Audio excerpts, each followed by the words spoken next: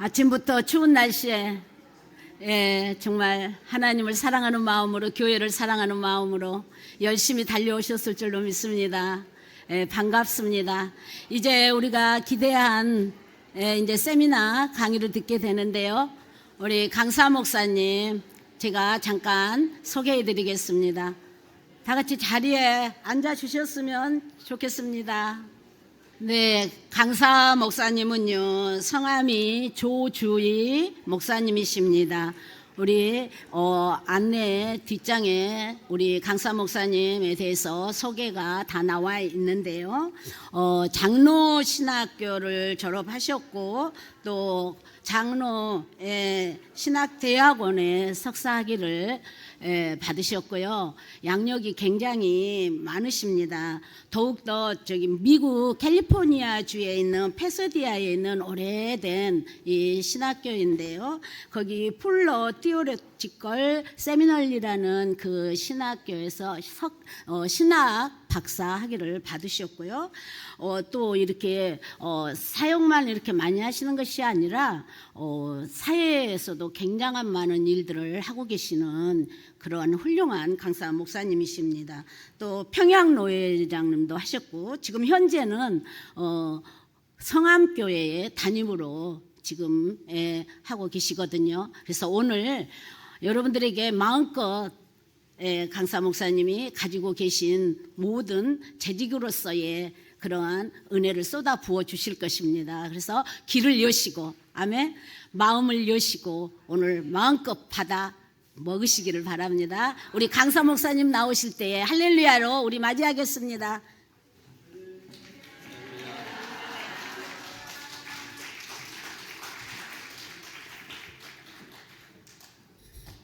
이렇게 귀한 모임에 초대해 주셔서 몸둘 바를 모르겠습니다. 정말 하나님께서 이 시간에 우리 모두의 생각 속에 임재하셔서 하나님의 귀한 뜻을 우리에게 알게 하시는 귀한 시간 될 수 있기 바랍니다. 잠시 기도하겠습니다.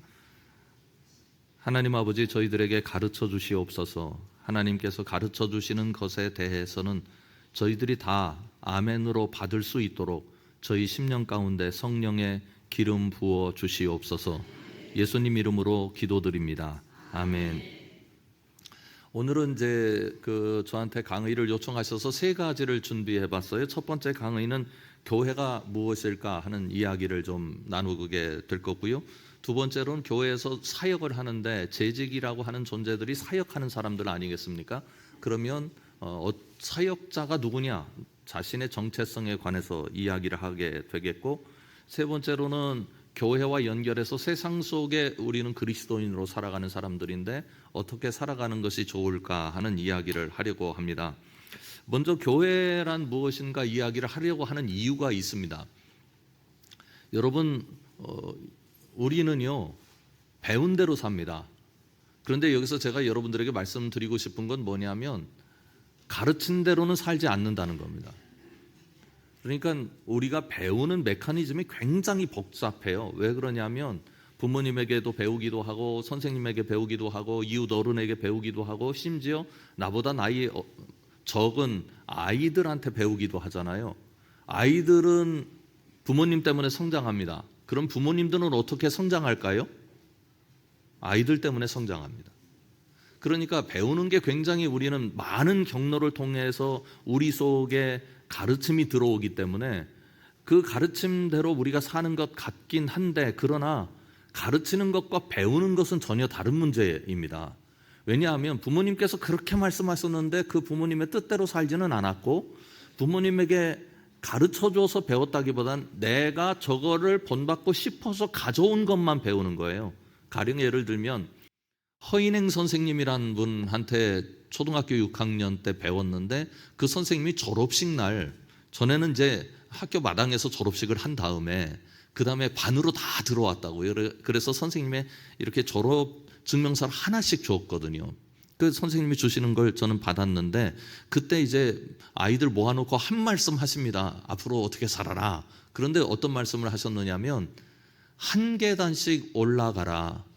너무 높이 뛰려고 하지 말아라. 그게 좋은 거다. 그렇게 말씀을 하셨어요. 그리고 나서 한 40년이 흘렀는데 40년이 흐른 다음에 꽤 친구들이 모여가지고 그 허인행 선생님을 찾아갔다고요. 연세가 많으신 분이었는데. 그런데요, 이 얘기를 저만 기억해요. 거기에 들었던 친구들이 그 당시는 뭐 60명 막 이렇게 많았는데 아이들이 한 명도 기억을 못하는 거예요. 거기에 찾아온 분들 중에. 그런데 더 기가 막힌 것은 말씀하신 선생님도 기억하지 못해요. 그때 그 얘기를 했는지. 그런데 저는 기억해요. 그러니까 선생님은 가르쳤지만 제 가르친 것을 모든 사람이 다 받아낸 건 아니잖아요. 저만 그걸 받아낸 거예요. 그러니까 그건 제가 배운 거예요. 그러니까 가르침과 배움이라고 하는 게 그렇게 간격이 있습니다. 그럼 우리 신앙생활 어떻게 하느냐? 여러분들 다 배운 대로 신앙생활 하시는 겁니다. 부모님한테 배우고 선생님한테 배우고. 저는 이제 제 일생에서 아버님께서 가르쳐 주신 가르침 중에 어떤 게 있느냐면, 저희는 충청남도 서천군이라는 곳에서 어렸을 때 살았어요. 제가 초등학교 때까지. 그런데 올라왔습니다. 올라오게 된 건 토지를 정리해 가지고 이것 가지고 서울에다가 땅을 사 가지고 건물 지으면 먹고 사는 데는 문제 없겠다는 결론이 있어서 올라오신 거거든요. 제가 4대째 예수 믿는 집안입니다. 그 시골에는 최씨 집안과 조씨 집안이 살았는데, 조씨 집안이 먼저 예수님을 믿게 됐어요. 저희 증조 할아버님이 이제 그 동네에서 처음 예수를 믿으신 분인데, 예수 믿게 되면 세 가지를 안 합니다. 첫 번째, 술을 안 합니다. 두 번째, 담배를 안 합니다. 또 하나 안 하는 게 있습니다. 노름을 안 합니다. 저 어렸을 때 어른들 노름 굉장히 많이 했다고요. 그러면 시골에서 농사 지어서 들어가는 돈이 뭐예요? 술 먹고 담배 피고 노름하는 데 돈을 다 쓰거든요. 그런데 조씨 집안은 그걸 안 하기 시작하니까 최씨 재산이 조씨한테 다 넘어요. 그래가지고 나중에는 이제 최씨 자녀들도 교회 가야 우리가 살 길이 있다. 이래가지고 그 시골에 있는 교회였음에도 불구하고 우리 어린이들은 300명, 400명 모였어요. 동네가 제법 컸기 때문에. 그래서 저희 집도 꽤나 농토를 가지고 있었어요. 그런데 올라왔는데 사기를 당했습니다. 70년대 뭐 사기당하는 건 일도 아니었어요. 그래가지고 하루아침에 사골세방으로 저희가 쫓겨난 거예요. 할아버지 계셨고 부모님 계시고 그리고 아이가 넷이었습니다. 7명이 이제 사골세방에서 부엌 하나 조그만 거 있고 방이 하나 있고 나머지는 방 겸 거실 겸 이런 상황이었어요. 제가 지금 생각을 해보니 어머님은 우울증이 오셨어요. 큰 살림을 하시다가 큰 집에서 사시다가 그렇게 됐고, 아버님은 그 당시 장로셨거든요. 어머님은 권사셨고, 장로 권사가 서울로 잘 살아보겠다고 이사를 했다고 생각을 하는 사람들이 많을 것 아니에요. 그런데 가서 쫄딱 망했다 이렇게 생각을 하면 이게 견딜 수가 없는 거예요. 예수 믿는데 이렇게 됐다. 시골 사람들 다 저 집 잘 사는 줄 알았더니 쫄딱 망했다. 이 상상만 해도 소름 끼치는 일이었습니다. 그러니 말씀도 없으시고 그냥 하루 종일 무표정하게 지내셨어요. 그런 세월이 쭉 흘러갑니다. 그런데 어느 날 아버님이 우리 가족 예배 하자. 그래서 모였어요. 그런데 뭐 예배가 제대로 됩니까? 아버님 기도하시더니 내가 하고 싶은 말이 하나 있다 그러세요. 그래서 무슨 말씀이세요? 그랬더니 우리 재산 다 잃었다. 그런데 하나님은 잃지 않았다. 하나님 잃지 않으면 하나도 잃은 게 아니다. 그렇게 말씀하셨어요. 그게 저도 들었고 제 여동생도 들었고, 여동생이 둘이고 남동생이 하나 있고 어머니도 들었는데 저 외에는 아무도 이걸 기억 못해요. 신기하죠. 그러니까 아버님이 여러 가지 말씀을 하신 것 중에 그게 하나거든요. 그런데 제 여동생은 다른 얘기를 기억하더라고요. 저는 이 얘기를 기억하고 있고. 그러니까 우리가 다 신앙도 배운 대로 사는 거예요. 배우는 건 내가 받아들이는 거지 남이 주는 게 아니거든요.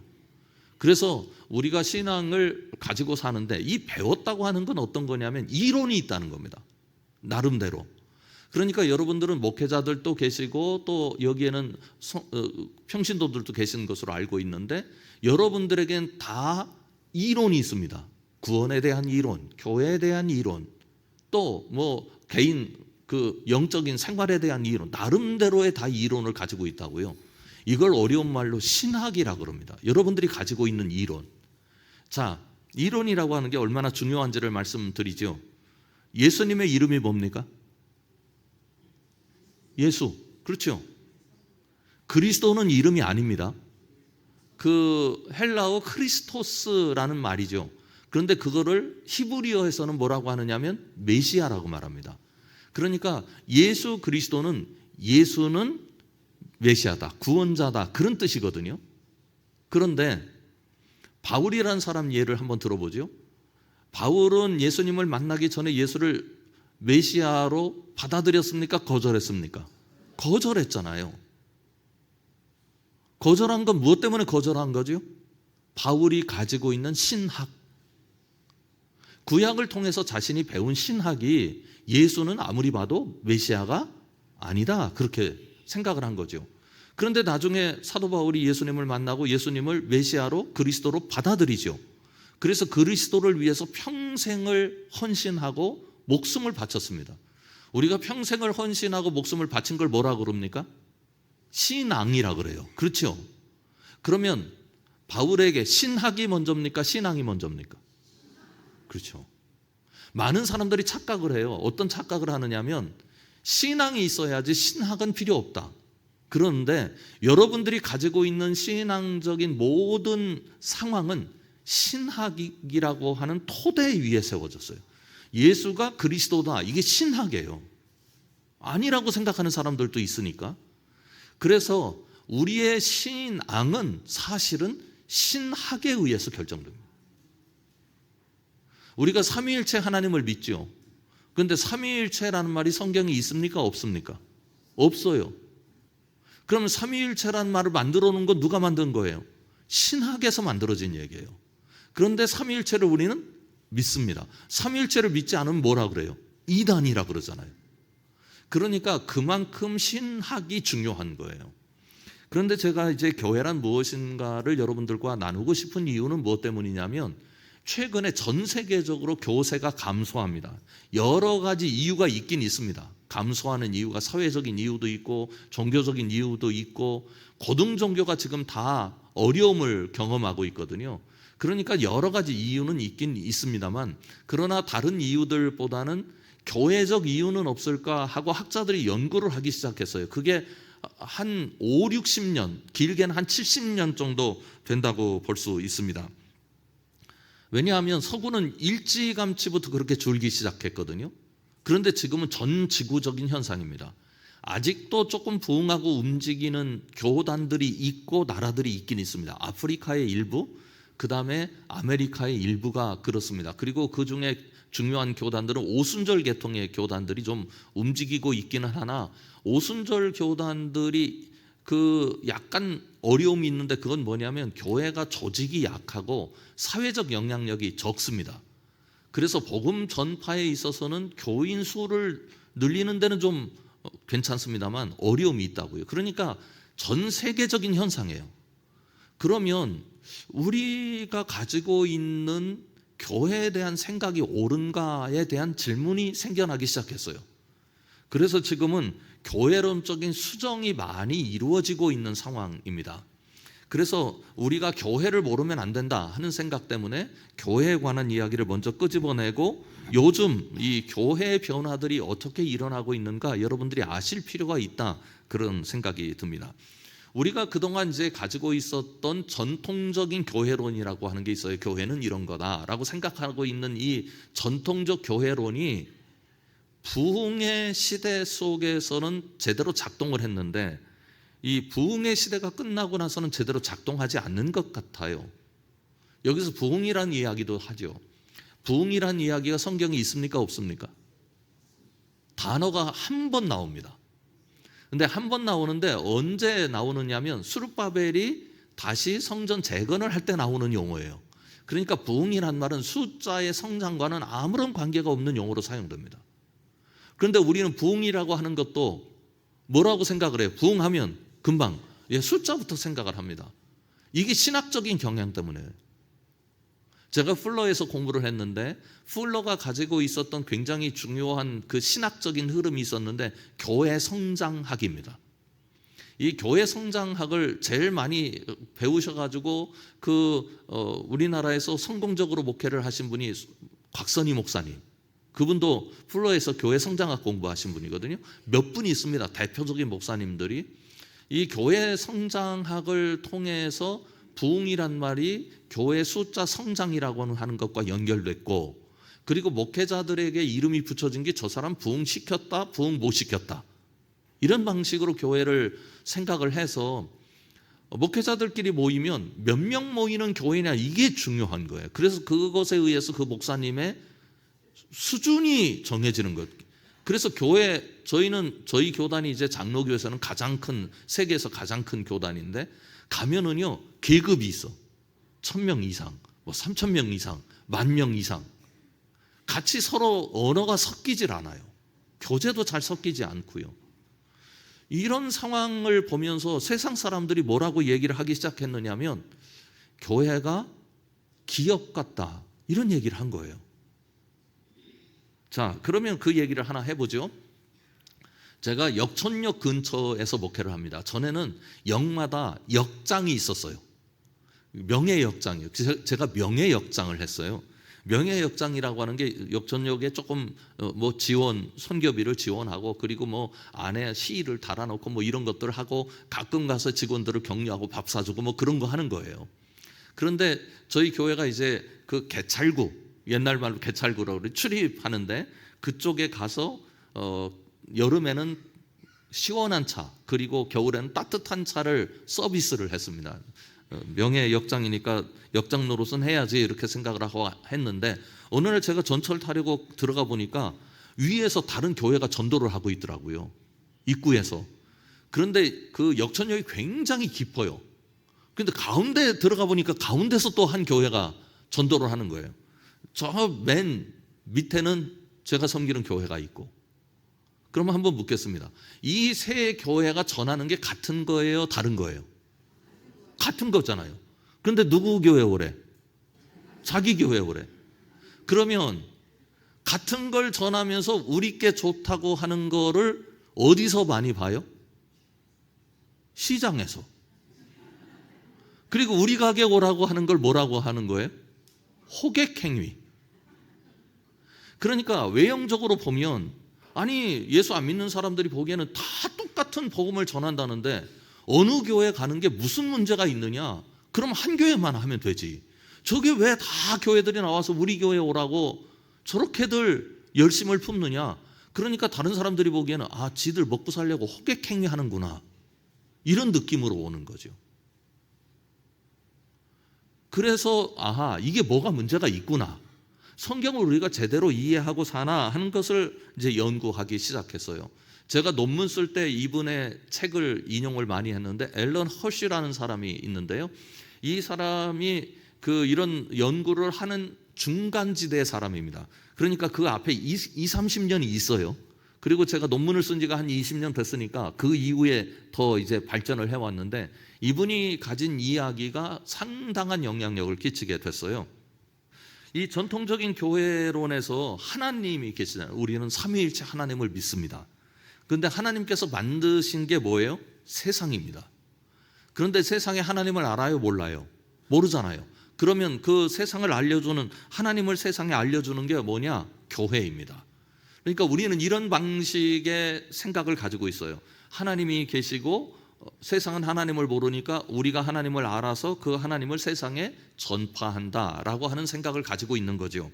그런데 우리가 이런 그 도식을 통해서 하나 가지고 있는 게, 이제 이원론적 영성이라고 하는 이유는 어디에 있느냐면, 거룩한 영역과 세속적인 영역을 분리시키기 때문입니다. 거룩한 영역은 어떤 거냐면, 하나님과 교회가 만나는 지점을 거룩한 영역이라고 하는 거죠. 예배하고 기도하고 우리가 하나님을 사모하고 하나님을 사랑하는 이런 영역에 대해서 가지고 있는 이해입니다. 그러면 교회와 세상과 만나는 영역은 뭐라고 하느냐? 세속적인 영역이라고 하는 거죠. 이렇게 서로 영역을 분리해서 생각을 합니다. 그래서 이원론적 영성이라고 부릅니다. 그런데 가만히 보세요. 이게 옳은 분리인가? 그런 거예요. 어떤 일이 있었느냐면, 교회에서 목회를 하는데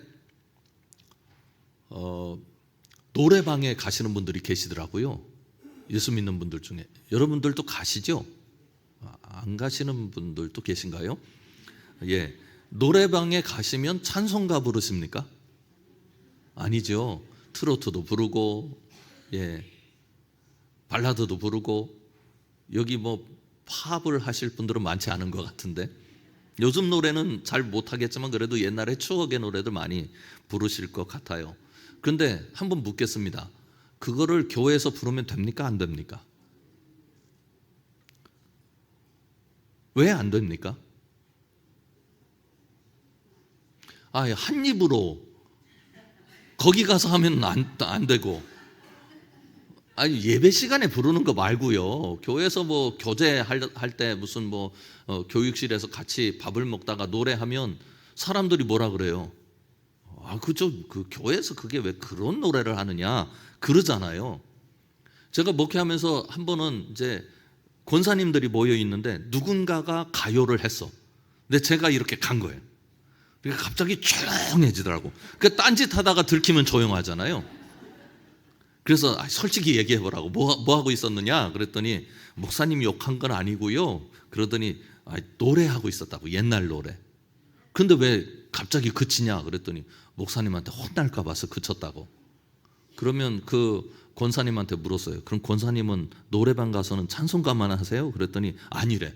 그 왜 거기서 하는 건 안 좋고 여기서 하는 건 안 좋고 거기 가서 하는 건 된대요? 우리가 그런 생각을 하는 이유는 두 영역을 분리시키고 있기 때문인 거죠. 분리시키고 있기 때문이에요. 그런데 따지고 보면 똑같은 입으로 거기 가서는 그 노래하고 여기 와서는 다른 노래하고, 그러니까 세상 사람들이 보기에 이 분리시킨다고 하는 게 저 사람들은 이중적이네 그런 생각을 하는 거예요. 자, 또 하나 얘기를 해보겠습니다. 교회 헌금 바치면 이거 누구 겁니까? 하나님 거죠. 그런데 이거 어디서 가져왔습니까? 아니 왜 세상에서 가져다가 하나님 거라고 그러는 거예요? 예, 하나님 앞에 드렸기 때문에. 그럼 호주머니 있을 때는 아직 세상 거고요? 자, 보세요.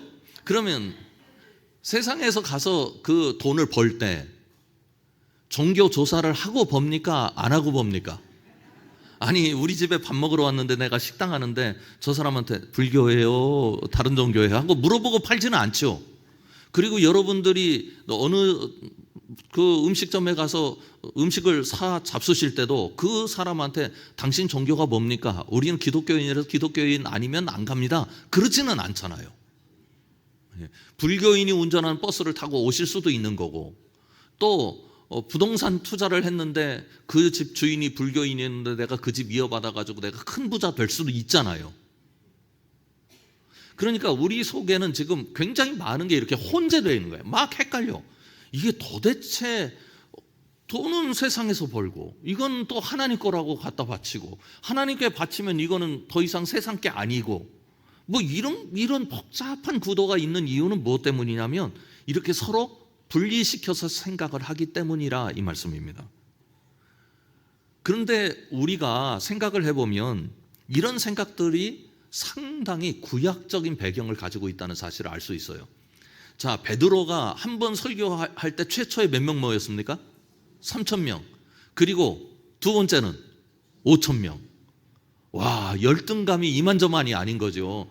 베드로는 한 번 설교했는데 3,000명 모였는데 주여 저는 설교해도 30명 40명입니다 이러고 기도할 수밖에 없는 상황이라고요. 근데 그거 성경을 잘못 보고 있는 거예요. 베드로가 설교할 때 그 모인 사람들은 이미 하나님을 믿는 사람들이에요. 그런데 어떤 종교로 하나님을 믿는 거예요? 유대 종교로 하나님을 믿는 거예요.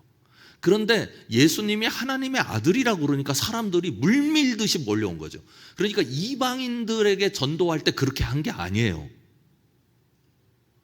그러면 사도 바울이 전도하면 사도 바울을 세 가지로 우리가 해석을 하는데 목사, 그 다음에 선교사, 그리고 신학자로 로마서 같은 건 위대한 신학을 사도 바울이 펼쳐냈었고, 그 다음에 목사로서 개척교회를 했잖아요. 사도 바울이 계속 움직이면서 개척교회를 했습니다.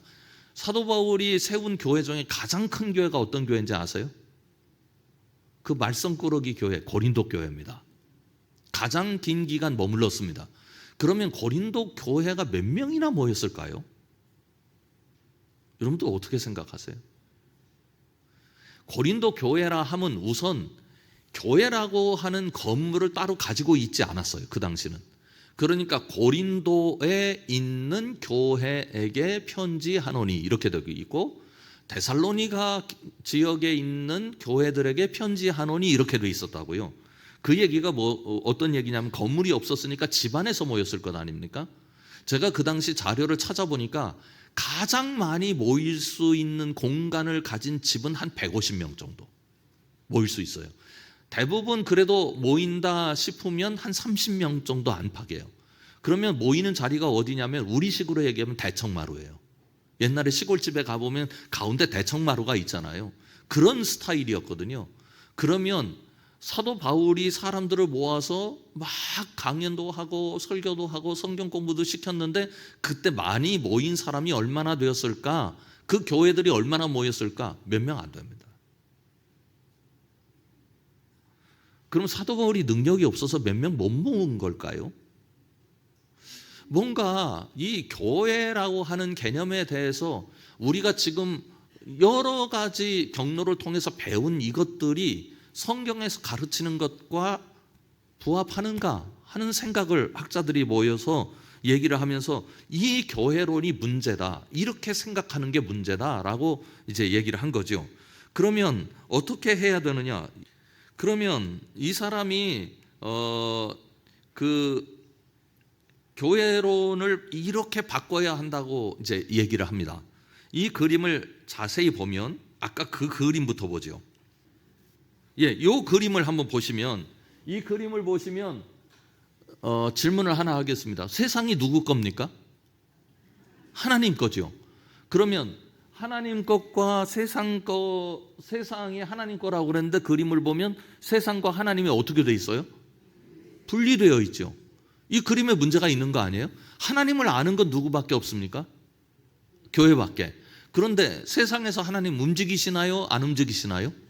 움직이고 계시죠.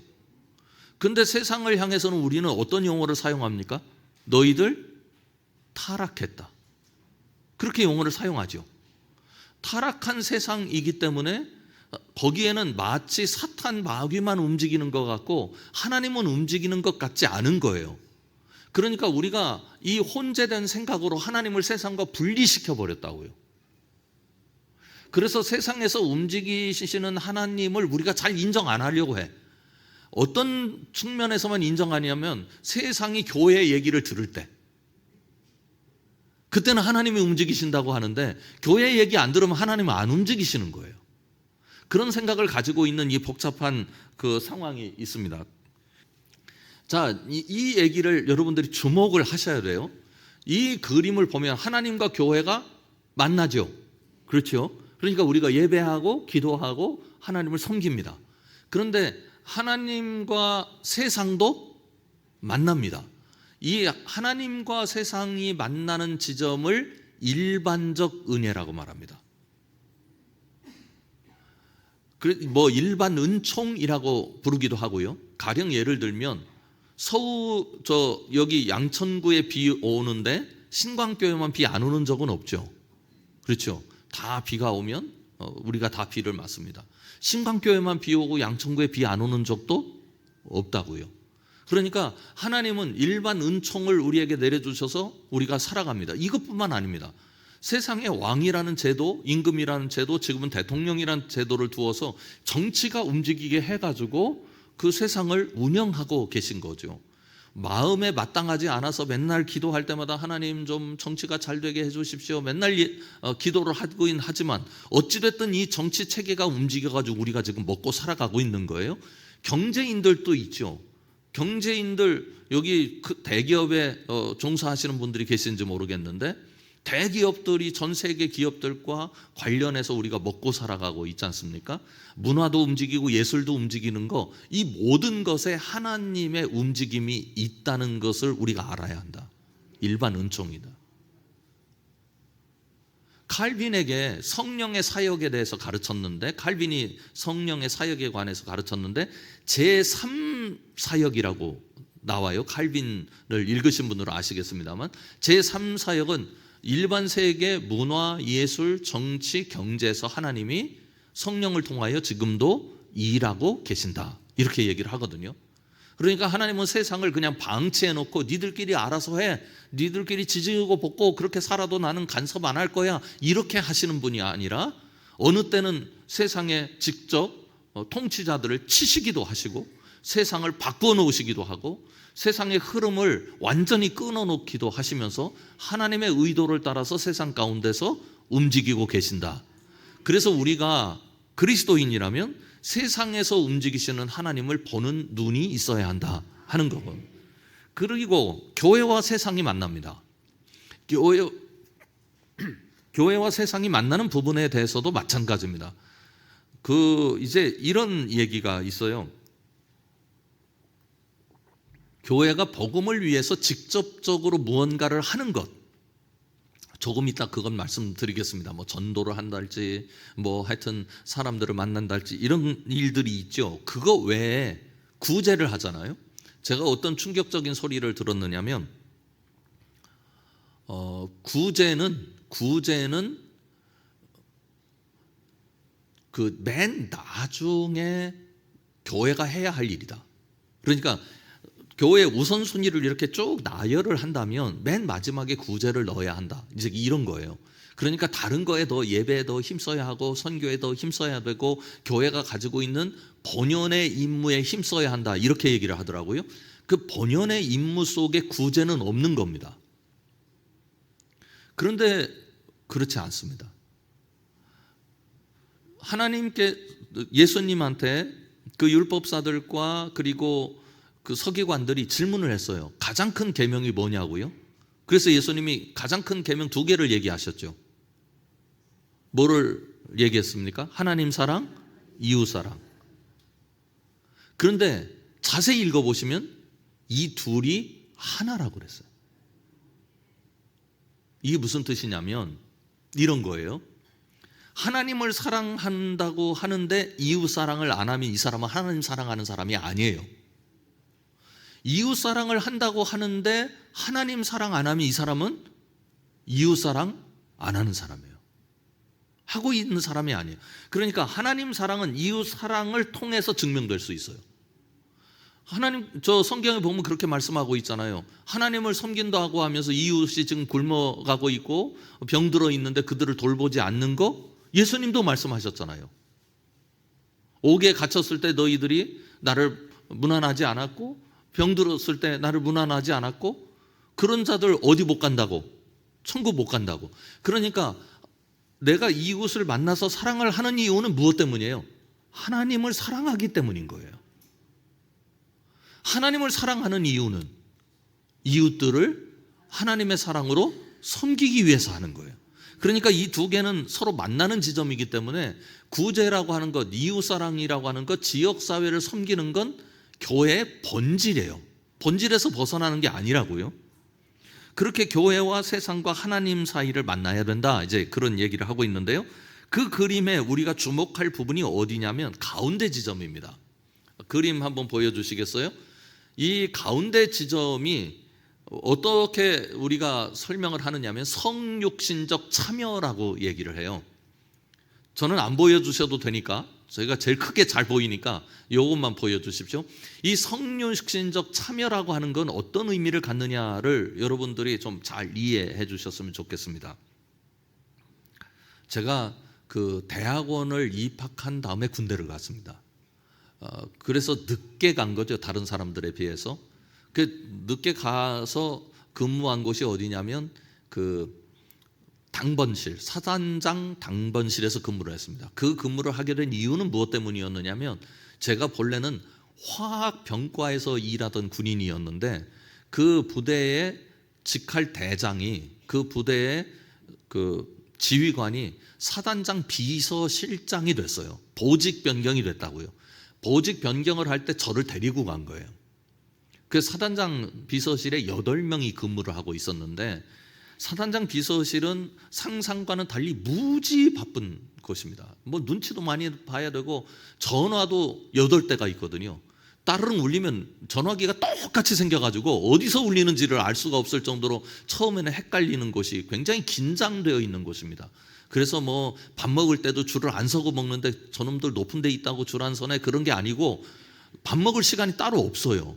그 시간은 다 다른 군인들은 노는데 우리는 일을 해야 되기 때문에, 그래서 이제 줄도 못 서고 먹는 거죠. 그런데 자꾸 부대에서 말이 나오니까 니네가 좀 가서 훈련을 받았으면 좋겠다. 한 명만 훈련을 지원해라. 그렇게 명령이 떨어져가지고 사단장 비서실장이 너희들 중에 한 명은 지원해서 훈련에 참여해라. 내가 어느 날까지 기한을 줄 테니까 그때 보고해야 되니까 한 명은 자원하면 좋겠다. 그렇게 얘기를 하더라고요. 그런데 보고해야 되는 날 아침이 됐는데도 아무도 자원을 안 하는 거예요. 왜냐하면 그게 동계훈련이라서 굉장히 힘든 훈련이었거든요. 그런데 사단장 비서실장이 저를 부르더라고요. 조주희 이리 와봐. 그래서 네. 그랬더니 네가 가라. 그 힘든 훈련에 저보고 가래요. 아까 말씀드렸던 것처럼 저는 지금 이분이 데려온, 그러니까 이분 측근이야, 한마디로 말하면. 그런데 자기 측근을 보낼 수 있나? 기분이 영 안 좋더라고요. 그런데 그 다음 이야기 때문에 저는 이 얘기만 하면 평생 동안 얼굴이 후끈후끈합니다. 뭐라고 했느냐면 너 신학생이잖아.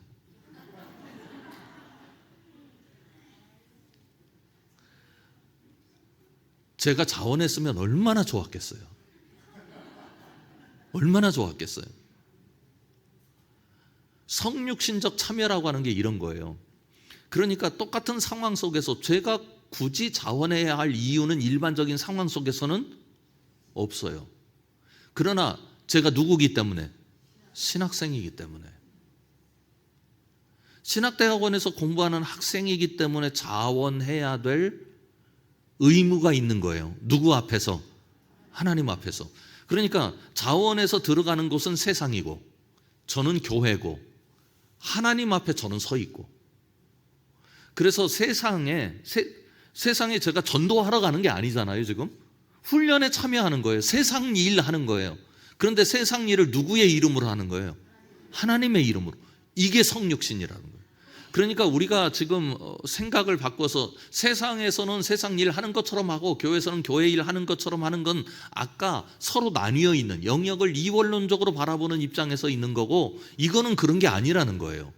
그러니까 우리가 다 세상에 나아가면 세상 사람들은 다 우리를 적어도 교회 다니는 걸 알면 그리스도인으로 본다는 거죠.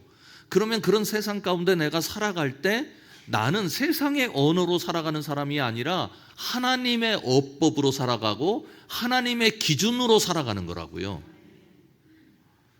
제가 또 하나 일이 있었어요. 제가 결혼을 하고 나서 아이를 3년 동안 가지긴 했는데 계속 낙태가 이루어져 가지고 한 3년 고생을 했어요, 제 아내가.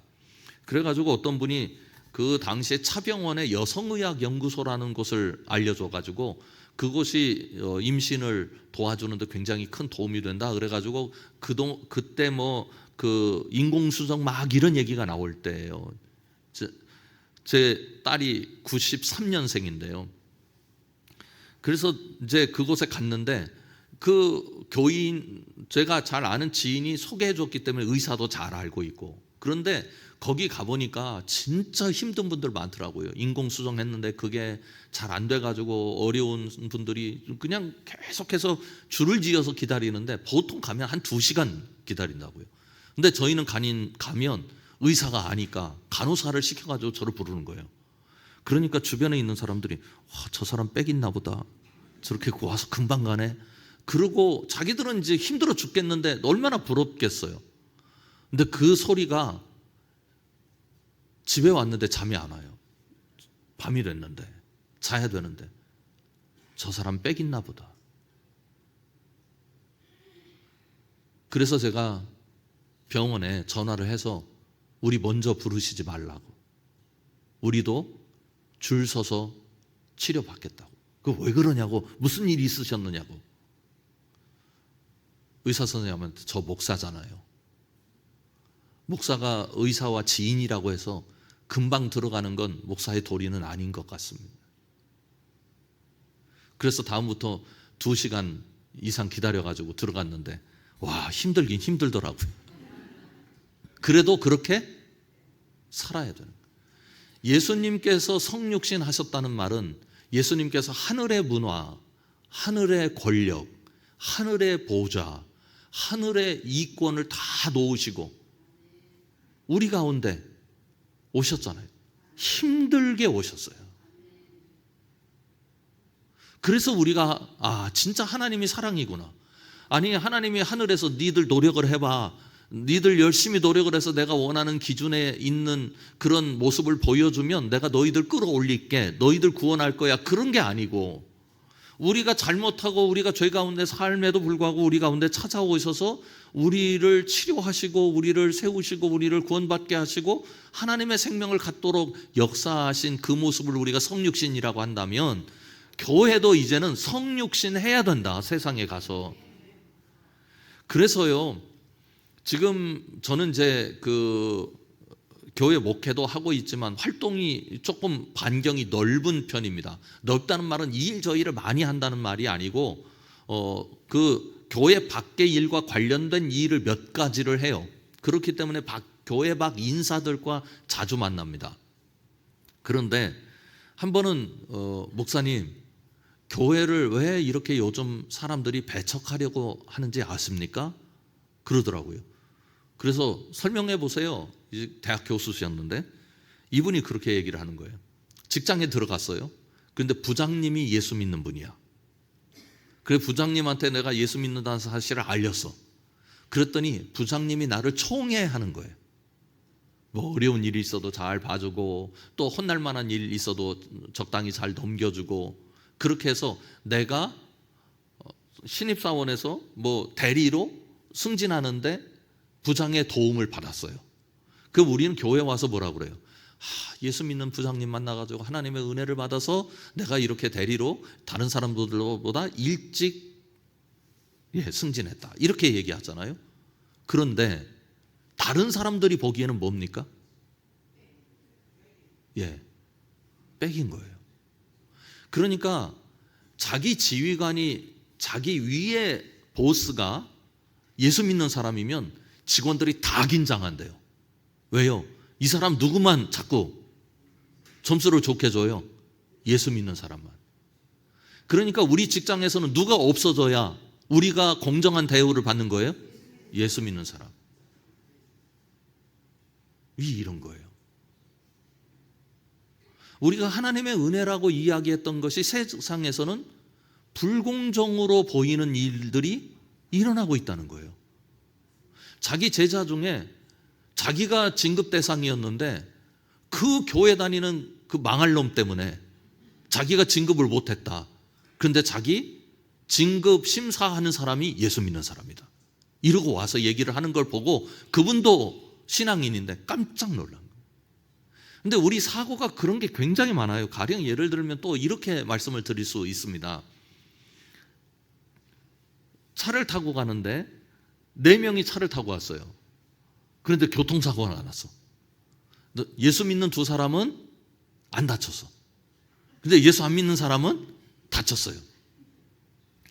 이제 예수 믿는 분이 교회에 와서 하나님 앞에 기도하는 거예요. 하나님 감사합니다. 우리의 털끝 하나도 건드리시지 않으시는 하나님, 우리를 보호해 주셔서 감사합니다. 이렇게 기도를 했다고 치죠. 그러면 예수 안 믿는 사람들이 보기에 이 기도는 어떤 기도예요? 그러니까 하나님도 어떤 하나님이야? 이기적인 하나님이에요. 자기를 믿는 사람들만 도와줘. 예수 안 믿는 사람들은 전혀 안 도와줘. 그리고 이 사람들은 하나님의 도움 때문에 살고 살았다고 기뻐하면서 자기들 다친 것은 아랑곳하지 않아. 이게 우리가 이렇게 되기가 굉장히 쉬운 구조 속에 있다고요. 그런데 이분이 기도를 조금만 바꿔보면 이렇게 기도를 했어요. 하나님 아버지, 저희가 교통사고가 났는데 저희는 다치지 않았습니다. 감사한 마음 넘치는데 그 다치신 분들 생각이 너무 많이 납니다. 하나님 그분들에게도 은총을 베풀어 주셔서 잘 회복될 수 있도록 해주세요 라고 이야기를 하면, 이 예수 안 믿는 사람들 입장에서 보기에는 이분들이 믿는 하나님은 누구까지 신경 쓰는 하나님이에요? 자기를 믿지도 않는데 신경 써, 그 하나님은. 그리고 그 하나님을 믿는 그 사람들은 자기들과 직접적으로 관련이 없는데도 같이 탄 사람을 위해서 기도하는 사랑의 사람들이에요. 이게 성경이 가르치는 거잖아요. 그러니까 앞에 나 다치지 않아서 감사합니다 해서 기도가 끝나는 거는 전통적인 교회론적 관점이고, 성육신적 기도는 어떤 기도냐면, 나는 안 다쳤으나 이 다친 사람들을 위해서 하나님 앞에 중보할 줄 아는 의식이 있는 그리스도인, 그 그리스도인의 기도가 성육신적 기도라는 거죠. 그래서 그 기도가 오늘 우리에게 필요하다, 이렇게 이야기를 할 수 있습니다. 그래서 전통적인 교회론의 언어들을 보면, 그 다음 페이지 좀 보여주시죠. 전통적 교회론의 언어, 이런 도식으로부터 우리가 벗어나야 한다는 거죠. 첫 번째로는 교회는 거룩한 곳이고 세상은 위험한 곳이다. 이거 이렇게 생각하면 안 된다. 세상 속에서도 하나님은 움직이신다. 제가 조금 기가 막힌 말씀을 드리겠습니다. 구약 시대에 하나님을 믿는 백성들은 어떤 백성들입니까? 유대인들이죠. 유대인들, 이스라엘이 하나님을 믿었죠. 그리고 아수르, 바벨론, 이집트 다 이방신을 믿는 사람들입니다. 그런데 이스라엘을 누구를 통해서 심판하셨습니까? 이방신을 통해서, 이방을 통해서 심판하셨습니다. 그러니까 하나님은, 느부갓네살도 하나님께서 통치하시는 거고요, 아수에로 왕도 하나님께서 통치하시는 거예요. 애굽의 바로도 하나님이 통치하세요. 우리를 위하여 일하시는 하나님이시지만, 그러나 세상 가운데서도 마지막 하나님의 심판 보좌 앞에 온 세상이 설 때까지 이 세상을 이끄실 거라고요. 그러니까 세상은 위험한 곳이다, 그렇게만 생각을 하지 말고, 아까 말씀드렸던 대로 세상과 교회를 분리시키는 게 아니라, 세상은 우리가 하나님의 사랑으로 나아가야 할 하나님의 통치가 움직이는 곳이다, 이렇게 믿는 거죠. 그러니까 저기는 사탄이 있고 여기는 아니고, 이런 생각을 하면 안 된다고요. 그런 일이 없으리라 생각됩니다만, 제가 이런 일을 하니, 이 고신 장로님들 연합수련회가 있더라고요. 장로님들이 한 700명 정도 모였는데, 그때 이제 그런 말씀 드렸습니다. 장로님들만 계셨으니까 죄송합니다 하고 먼저 사과 말씀 드리고, 이 세상에서 선거할 때 설렁탕 한 그릇 사면 몇 배로 갚아야 됩니까? 잘 모르세요? 국회의원한테 설렁탕 얻어먹었어. 그게 밝혀지면 얻어먹은 사람 몇 배로 갚아야 돼요? 50배. 이게 선거법이에요. 교회에서 나 장로 이번에 피택될 차례인데 잘 좀 봐주세요 하면서 식사 대접하면 됩니까? 안 됩니까? 세상 수준보다 교회 수준이 높아요, 낮아요? 높아야 됐는데 낮은 거 아니에요. 그렇게 했으면. 어느 교회 얘기를 들어보니까 그 교회는 그 장로 선거 때문에 후유증이 아주 심각해가지고 난리가 난 교회가 있었는데, 돈 봉투를 돌렸대요, 장로님이. 아니, 무슨 조그만 선물이라도, 지금 제가 이걸 잘했다 못했다를 말씀드리는 게 아니라 세상 기준과 교회의 기준을 말씀을 드리는 거예요. 지금 일반 세상에서 보기에는 교회 기준이 세상 기준만 못하다는 판단이 너무 많은 거예요. 그 다음에 두 번째로는, 교회 안은 믿음의 자리고 세상은 그냥 견뎌야 할 현실이다라고만 생각을 하는 것도 옳지 않은 겁니다. 교회 안에도 세속적인 일들이 엄청나게 일어나고 있습니다. 우리가 조금 이따 말씀드리겠습니다만, 직분은 계급이 아니잖아요. 그런데 지금 한국 교회에서 직분이 계급화되어 있는 걸 누가 부인을 하겠습니까?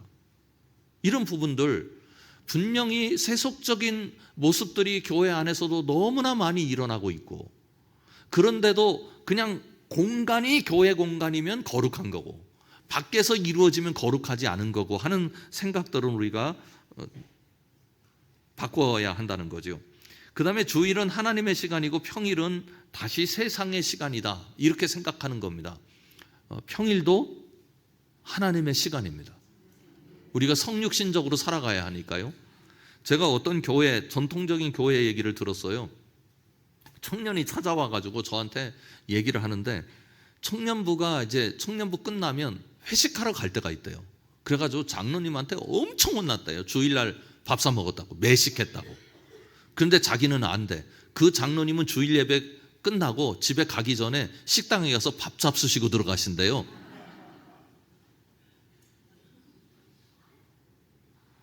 그러니까 이 공간적인 시간적인 분리라고 하는 게 우리에게 얼마나 어리석은 것인가. 로마서 12장은 우리에게 가르쳐 주지 않습니까? 너희 몸을 거룩한 산 제물로 드리라. 이것은 너희가 드릴 영적 예배니라. 영적인 시간들이라고, 우리의 시간들이. 그런데 이제 한 가지 염려가 있는 것은 어떤 거냐면, 영적인 시간을 가져야 한다고 하니까 세상 가운데 가서도 똑같이 뭔가 교회처럼 하는 걸 영적인 것이라고 생각을 하는 거예요. 그 가령 예를 들면 이런 거 있었습니다. 제가 한 번은 점심 식사 시간에 식사를 하러 갔는데, 낮에 점심 식사를 하면 대개는 여성들이 식당을 거의 채워요. 직장인들이 많이 모이지 않는 곳이면.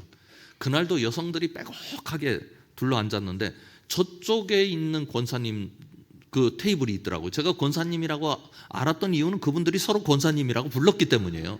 그 권사님들이 이제 모여서 뭐 회식을 하는지 뭘 하는지는 모르겠는데, 제일 처음에 뭐 잘 지냈느냐고 막 이렇게 얘기를 하더니 그 다음부터 이제 흉을 보기 시작하는 거예요. 박 집사 흉 보고, 최 집사 흉 보고, 김 집사 흉 보고.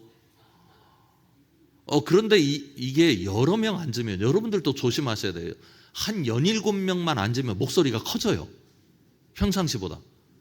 그러니까 그 식당 안에 그 소리가 다 이제 웬만하면 들리게 생겼더라고. 저는 한 3칸쯤 떨어져 앉았는데도 저한테 들리는 거예요.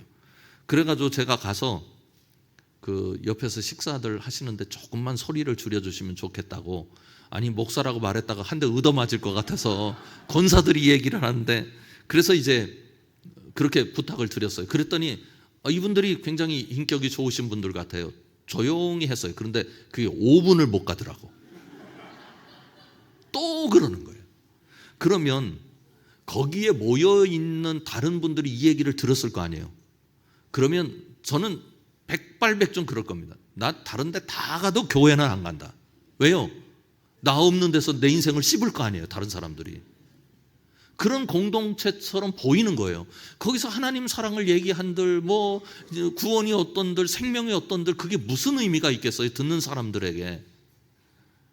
그러니까 우리가 세상에 나아가서 우리의 언어는 어떠해야 되느냐면, 교회 안의 언어가 아니라 세상이 사랑으로 받아들일 수 있고, 감사로 받아들일 수 있고, 따뜻함으로 받아들일 수 있는 언어들을 개발해야 되는.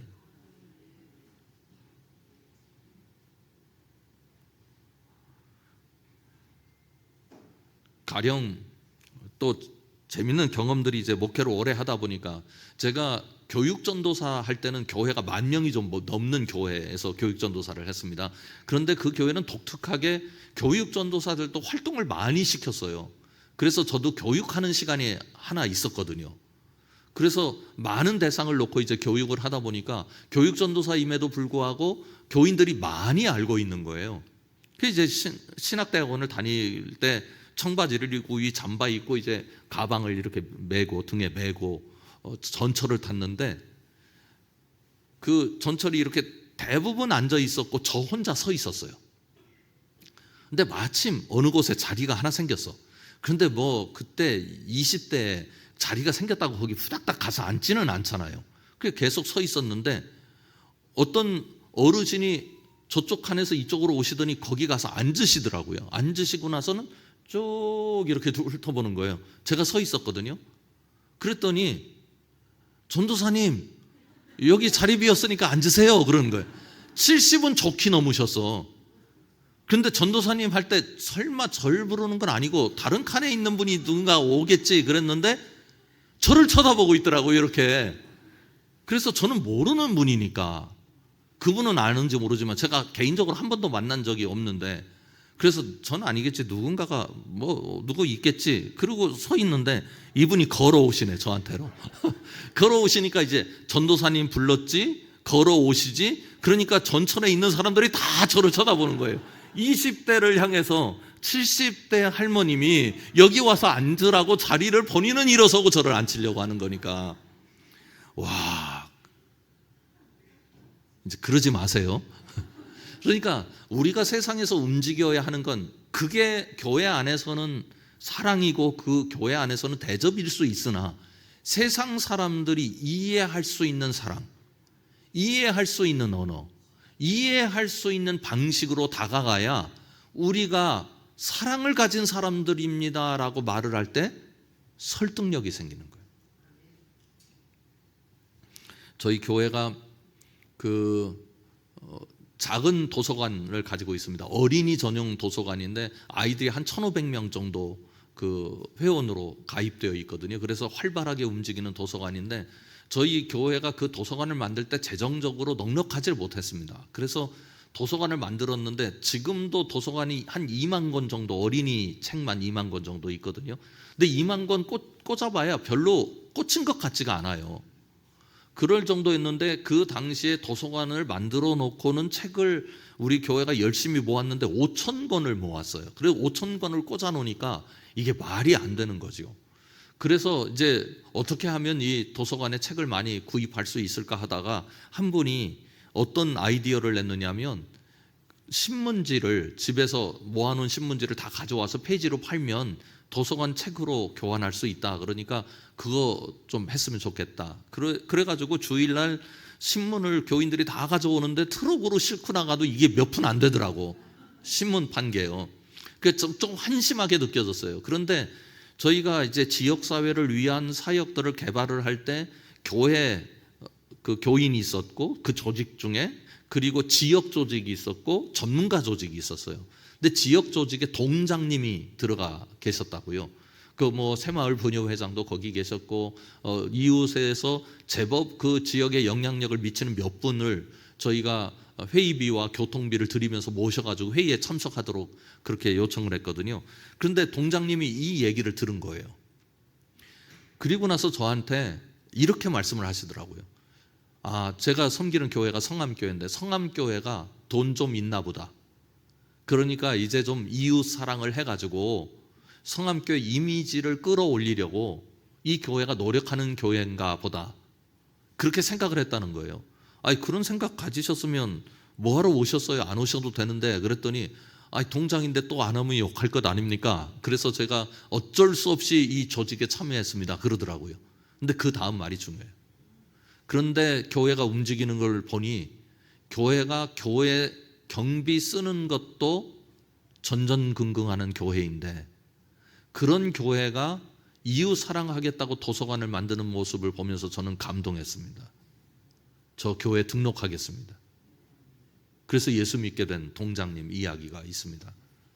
이 세상은 교회 용어를 잘 사용하는 사람들을 원하는 게 아니라, 하나님을 믿는 사람들이 이야기하는 그 이야기대로 본인들에게도 그렇게 해주는 사람을 원하고 있습니다. 그런 면에서 신앙이 교회 안의 것이 아니라, 오히려 신앙은 적극적으로 교회 밖에서 더 영향력을 끼칠 수 있다고 하는 생각으로 가면 좋겠습니다. 그 다음에 이제 다음 페이지를 좀 보여주시죠. 말씀드린 대로 신앙이 교회에만 갇히면 안 된다. 그래서 직업과 소명을 분리시키면 안 된다 하는 말씀 꼭 강조합니다. 교회 안에서 일하는 것을 우리는 사명이다 혹은 소명이다 말합니다. 그런데 교회 밖에서 일하는 건 그렇게 생각하지 않거든요. 그런데 우리들의 시조라고 볼 수 있는, 개신교의 시조라고 볼 수 있는 칼빈 선생님이 어떤 걸 주장했습니까? 직업 소명설. 직업 소명설이라고 하는 게 어떤 거예요? 직업도 하나님이 부르신 거다.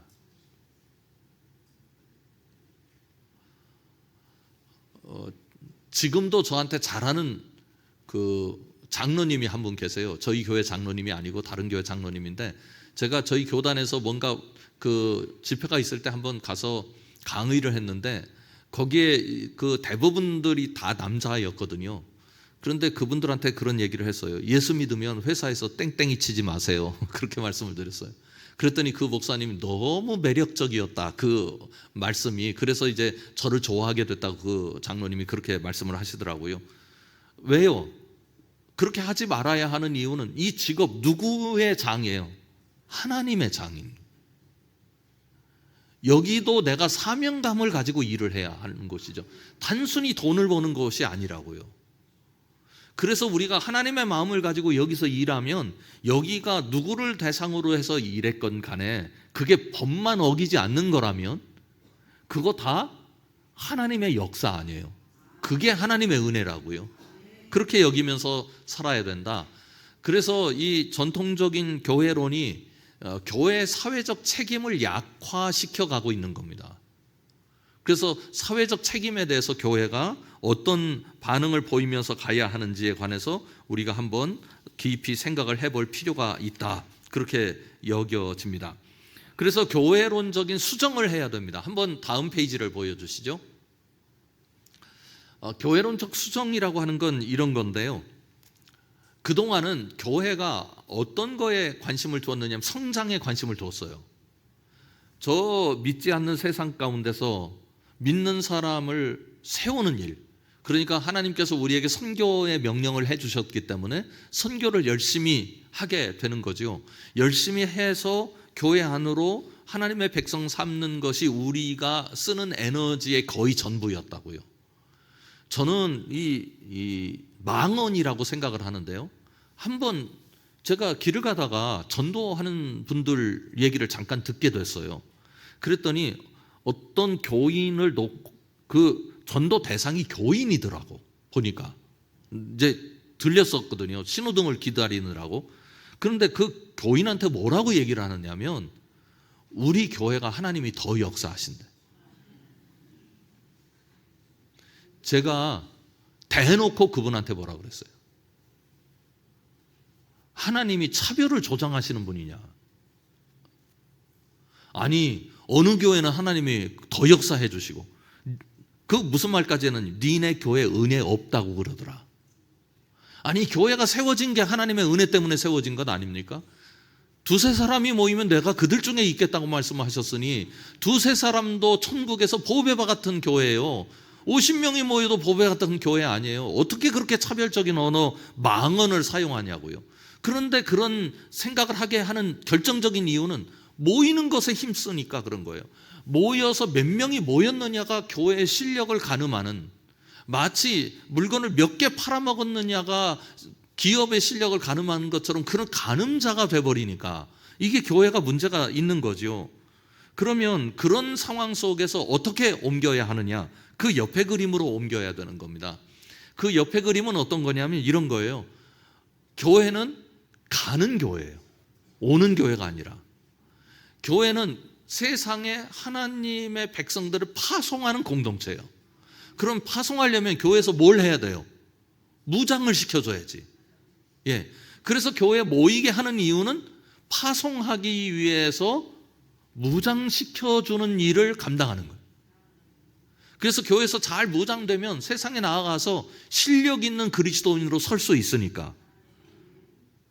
그래서 이게 이제 복잡한 얘기인데요, 이거 좀 잘 더 깊이 설명이 되어야 할 얘기입니다. 가령 예를 들면 제가 제가 하는 일 중에 하나가 어떤 게 있느냐면, 저희 교단에서 미자립 교회들이 있습니다. 아직 자립이 되지 못한 자기 재정으로 자기 교회를 운영하지 못하는 교회들을 이제 미자립 교회라고 정의를 하고 있는데, 그러면 저희 교단은 자립한 교회들이 선교비를 모아가지고 미자립 교회의 최소 생계비를 감당하는 프로그램을 가지고 있어요. 그래서 비교적 목회자들이 좀 이렇게 좀 한시름 놓고 목회를 하는데, 요즘 그게 부작용이 일어나가지고 오히려 목회자의 성실한 목회적 열의를 시키고 있다, 무조건 최저 생계비는 나오니까 어찌됐든 간에 우리 교단에 있으면. 그래서 이게 문제다 하는 비판이 지금 많아지고 있어서 사업의 전환이 필요한 시점입니다. 그런데 제가 그것과 관련된 일을 교단에서 하고 있어요. 근데 이제 그 목회자들 세미나에, 그 미자립 대상 목회자들 세미나에 가서 강의를 하는데 선교 얘기를 했어요. 어떤 선교 얘기냐면, 여러분 선교사는 누가 파송합니까? 교회가. 그렇게 알고 계시죠? 성경은 그렇게 가르친 적이 없습니다. 선교사는 누가 파송하세요? 하나님이. 교회는 뭐냐? 하나님이 파송한 선교 공동체예요. 그래서 하나님의 파송해서 이 땅에 교회를 세워주셔서 우리가 파송되었기 때문에 이 파송의 역할을 더 확대하는 걸 우리가 아는 일반적으로 선교라고 얘기를 하는 거예요. 교회가 선교한다 그러면 어떤 문제가 생기느냐면, 작은 교회들이 이제 교회는 선교하는 것이다 이렇게 알고 있기 때문에 교회 운영비도 모자라고 목회자 사례비도 모자라는데 그래도 하나님께서 명령하신 거니까 붙잡아야지. 그래서 5만 원이라도 1만 원이라도 10만 원이라도 선교비를 좀 보내려고 애를 쓰고 있어요. 얼마나 귀한 일입니까? 그런데요, 사실은 교회가 선교사인 거예요. 우리가 생각을 바꿔야 돼요. 그럼 우리 교회에 8명 모인다. 그러면 선교사가 몇 명이에요? 8명. 왜냐하면 성경이 선교하라고 했는데 선교 안 하는 공동체는 교회 공동체가 아니잖아요. 그러면 선교하라고 하나님께서 명령을 하실 때 그러면 선교사가 있어야 선교를 하는데 우리는 선교사도 없는데요. 그게 아니고 하나님이 내가 너를 파송했다.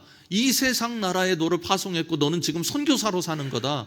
선교사로 사는데 그 이름이 어떤 이는 목회자이고 어떤 이는 집사고 어떤 이는 직장인이고 이렇게 사는 거지. 다 우리가 선교하는 거다. 그러면 8명 모이는 교회는 선교사가 몇 명이에요? 8명. 이 말씀을 드렸어요. 근데 한 분이 펑펑 우는 거예요. 10년을 목회하셨는데 다 끌어모아도 20명이 안 돼요. 근데 자기에게 원이 생겼어.